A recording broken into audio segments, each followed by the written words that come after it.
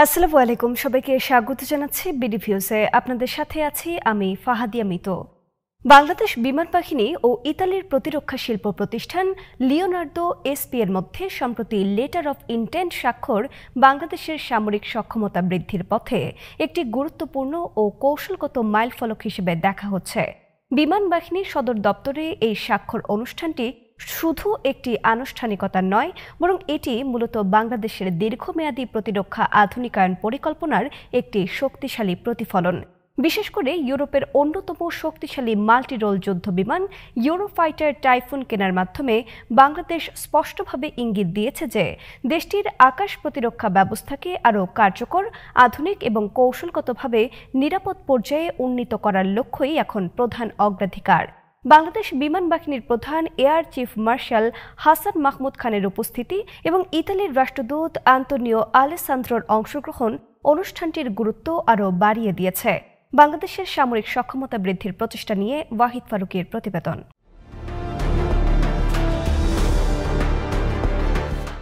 কূটনৈতিক সম্পর্কের ক্ষেত্রে ইতালি ও বাংলাদেশের অংশীদারিত্ব বহু ক্ষেত্রেই সুদৃঢ় ছিল। তবে সামরিক সহযোগিতার নতুন এই অধ্যায় দীর্ঘমেয়াদে দুই দেশের কৌশলগত সম্পর্ককে আরও সুসংহত করতে পারে। ইউরোফাইটার টাইফুন, ইউরোপীয় কনসোর্টিয়াম এয়ারবাস, বিএই সিস্টেমস এবং লিওনার্দোর যৌথ প্রকল্প। এই যুদ্ধবিমান বিশ্বব্যাপী বর্তমানে অন্যতম উন্নত মাল্টিরোল প্ল্যাটফর্ম হিসেবে স্বীকৃত এবং এটি চতুর্থ ও পঞ্চম প্রজন্মের যুদ্ধবিমানের মাঝামাঝি ক্ষমতা ধরে রাখে। বাংলাদেশ এই যুদ্ধবিমানকে বিমান বাহিনীর ফ্রন্টলাইনার ফাইটার হিসেবে গ্রহণ করলে এটি নিঃসন্দেহে আঞ্চলিক ভারসাম্যে একটি নতুন মাত্রা যোগ করবে। দক্ষিণ এশিয়ায় বাংলাদেশ আগে কখনো এই ধরনের উচ্চ ক্ষমতা সম্পন্ন যুদ্ধবিমান সংগ্রহ করেনি, ফলে এটি দেশের প্রতিরক্ষা সক্ষমতায় এক ঐতিহাসিক পরিবর্তন হিসেবে বিবেচিত হচ্ছে।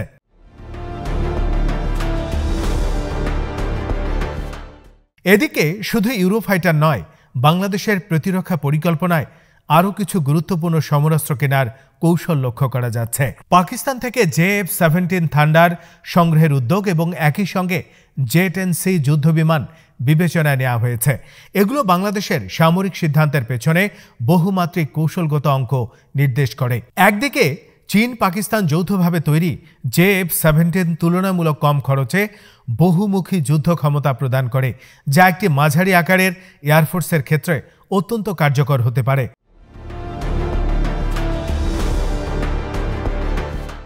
অন্যদিকে চীনের তৈরি J-10C বর্তমানে এশিয়ার অন্যতম উন্নত ও পরীক্ষিত যুদ্ধবিমান, যা পাকিস্তান সফলভাবে ব্যবহার করছে। বাংলাদেশ এই দুটি প্ল্যাটফর্ম বিবেচনায় নেওয়ার মাধ্যমে স্পষ্ট করেছে যে একটি বহুমুখী মিক্সড ফাইটার ফ্লিট গঠনই তাদের লক্ষ্য, যেখানে উচ্চ মূল্যের যুদ্ধবিমান যেমন ইউরোফাইটার থাকবে, তেমনি থাকবে মধ্যম সারির প্ল্যাটফর্মের সমন্বয়। তুরস্ক থেকে উন্নত মানের এয়ার ডিফেন্স সিস্টেম ও ড্রোন সংগ্রহের উদ্যোগ বাংলাদেশের প্রতিরক্ষা ব্যবস্থাকে সর্বাঙ্গীনভাবে আধুনিক করার অংশ। তুরস্কের বাইরাক্তার সিরিজের ড্রোন বিশ্বজুড়ে সফলভাবে ব্যবহৃত হয়েছে এবং বাংলাদেশের জন্য এই ড্রোনগুলো গোয়েন্দা নজরদারি, লক্ষ্যভেদ এবং অভ্যন্তরীণ নিরাপত্তায় একটি বড় শক্তি হিসেবে কাজ করছে। তাছাড়া তুর্কি এয়ার ডিফেন্স সিস্টেম দক্ষিণ এশিয়ার একটি নতুন প্রতিরক্ষা মাত্রা সৃষ্টি করতে পারে, যেখানে ভারতীয় সামরিক শক্তির তুলনায় বাংলাদেশের প্রতিরক্ষা অনেকটা দুর্বল ছিল বলে আন্তর্জাতিক বিশ্লেষণগুলো উল্লেখ করে থাকে।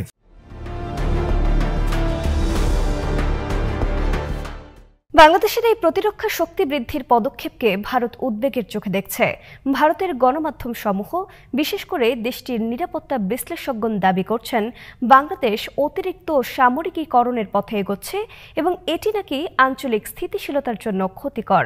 যদিও বাস্তবে ভারতের নিজস্ব সামরিক শক্তি দক্ষিণ এশিয়ায় তুলনাহীন। ভারত বর্তমানে বিশ্বের অন্যতম বৃহৎ সামরিক বাহিনী ধারণ করে। তাদের বিমান বাহিনীতে রয়েছে Rafale, Su-30 MKI, MiG-29, Tejas সহ অসংখ্য আধুনিক যুদ্ধবিমান।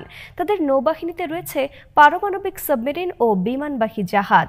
স্থলবাহিনীও দক্ষিণ এশিয়ার সবচেয়ে শক্তিশালী সেনাবাহিনী হিসেবে সুদৃঢ়।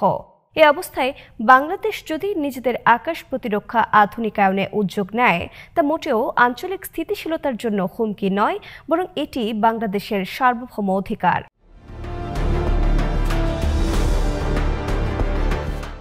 কিন্তু ভারত নিয়মিতভাবে বাংলাদেশের সামরিক সিদ্ধান্তের বিষয়ে অন্তর্নিহিত রাজনৈতিক বার্তা খুঁজতে থাকে। এর মূল কারণ বাংলাদেশ চীন সম্পর্কের ধারাবাহিক উন্নয়ন এবং পাকিস্তানের সঙ্গে সীমিত সামরিক সহযোগিতা। ভারতের দীর্ঘদিনের ধারণা ছিল বাংলাদেশ সবসময় তাদের কৌশলগত প্রভাব বলয়ে থাকবে, কিন্তু গত এক দশকে বাংলাদেশের কূটনীতি অনেক বেশি স্বাধীন, আত্মনির্ভরশীল ও বহুমুখী হয়ে উঠেছে। চীন, তুরস্ক, মধ্যপ্রাচ্যের বিভিন্ন রাষ্ট্র ও ইউরোপীয় দেশগুলোর সঙ্গে প্রতিরক্ষা সহযোগিতা বৃদ্ধি পাওয়ায় ভারত তাদের ঐতিহ্যগত প্রভাব হারানোর শঙ্কায় ভুগছে।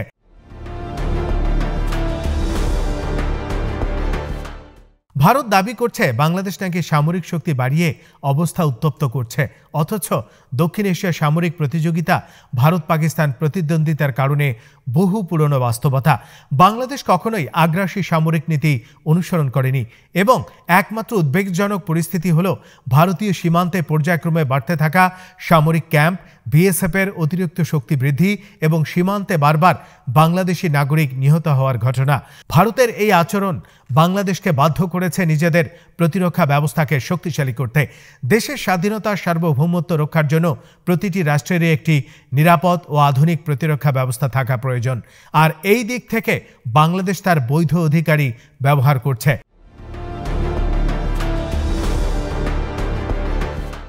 বাংলাদেশের প্রতিরক্ষা খাতে বাড়তি বরাদ্দ এই অঞ্চলের ব্যালেন্স অব পাওয়ারের একটি নতুন গতিশীলতা সৃষ্টি করতে পারে। বাংলাদেশের অর্থনীতি গত এক দশকে উল্লেখযোগ্যভাবে বৃদ্ধি পেয়েছে, যার ফলে প্রতিরক্ষা ব্যয় বাড়ানো তাদের জন্য আর্থিকভাবে অসম্ভব নয়। তাছাড়া আধুনিক প্রতিরক্ষা সক্ষমতা শুধু যুদ্ধ বা বিরোধের জন্য নয়, বরং এটি প্রাকৃতিক দুর্যোগ মোকাবেলা, আন্তর্জাতিক শান্তিরক্ষা মিশন, আকাশ সীমা পর্যবেক্ষণ, সাইবার নিরাপত্তা এবং সামুদ্রিক নিরাপত্তায় অত্যন্ত গুরুত্বপূর্ণ ভূমিকা পালন করে। বাংলাদেশ বর্তমানে বঙ্গোপসাগরে ব্লু ইকোনমি বিস্তারের চেষ্টা করছে, যেখানে সাগর নিরাপত্তা অত্যন্ত জরুরি। এমন পরিস্থিতিতে শক্তিশালী নৌ ও বিমান ক্ষমতা অপরিহার্য।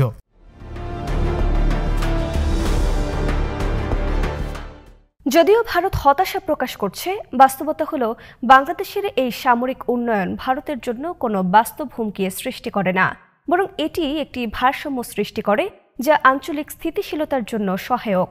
ভারত যত বেশি আগ্রাসী বক্তব্য দিচ্ছে, বাংলাদেশ ততই বুঝছে যে তাদের আরও স্বাধীন পররাষ্ট্রনীতি প্রয়োজন।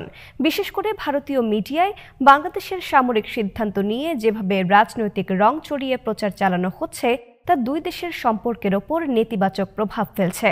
এটি ভারতের নিজেদের অভ্যন্তরীণ রাজনৈতিক স্বার্থ পূরণের অংশ হতে পারে।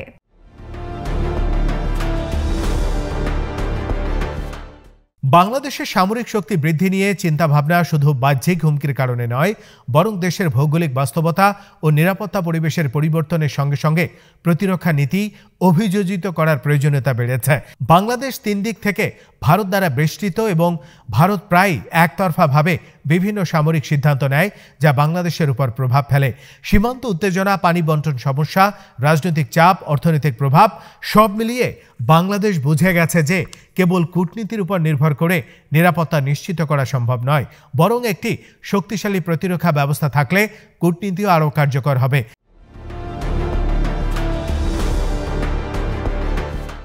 বাংলাদেশ ভবিষ্যতে আর কি করতে পারে, এই প্রশ্নটি গুরুত্বপূর্ণ। প্রথমত, দেশের প্রতিরক্ষা শিল্পকে ধীরে ধীরে নিজস্ব সক্ষমতায় উন্নত করা প্রয়োজন। স্থানীয়ভাবে ড্রোন উৎপাদন, আর্ম ভেহিকল তৈরি, হালকা অস্ত্র ও গোলাবারুদ উৎপাদন, এগুলো বাংলাদেশকে বিদেশমুখী নির্ভরতা কমাতে সাহায্য করবে। দ্বিতীয়ত, বিমান প্রতিরক্ষার পাশাপাশি সাইবার প্রতিরক্ষা বর্তমানে সবচেয়ে গুরুত্বপূর্ণ স্তম্ভ। বাংলাদেশ দ্রুত গতিতে ডিজিটাল রাষ্ট্রে পরিণত হচ্ছে, ফলে ভবিষ্যতে যে কোনো সংঘাত সাইবার যুগে স্থানান্তর হতে পারে।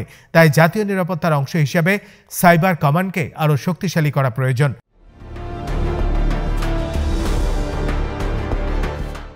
চতুর্থত, আঞ্চলিক সহযোগিতাকে নতুনভাবে বিন্যাস করা প্রয়োজন।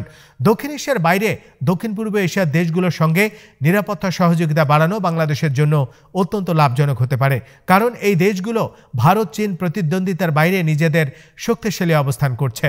সর্বোপরি, একটি শক্তিশালী প্রতিরক্ষা ব্যবস্থা দেশের সার্বভৌমত্ব রক্ষার জন্য যেমন গুরুত্বপূর্ণ, তেমনি আন্তর্জাতিক অঙ্গনে বাংলাদেশের অবস্থান আরও দৃঢ় হবে।